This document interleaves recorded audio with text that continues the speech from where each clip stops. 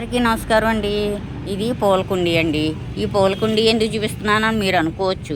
మా అబ్బాయిలు కట్ చేశారు చూడండి, చికెన్ మ్యాగ్నేట్ చేసుకోవడానికని కట్ చేశారు. నేనైతే ఇది పాలు పొంగించడానికి కుంపడలాగా నేను వినియోగించుకుంటున్నాను. అంటే ఏ వస్తువైనా దేనికి ఉపయోగపడుతుంది అన్నది ఒక ఆలోచన ఉంటుంది కదండి.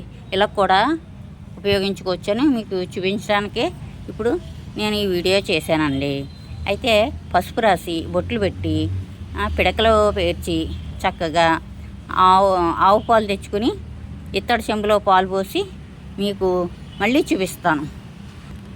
అన్నీ అలంకరణ చేసిన తర్వాత మళ్ళీ మీకు చూపిస్తానండి.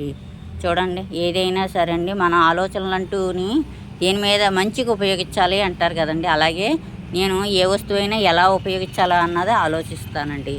చూడండి, వాళ్ళ తెలివిగా వాళ్ళు చేశారు, నేను దీన్ని మంచిగా వినియోగించుకుందామనండి.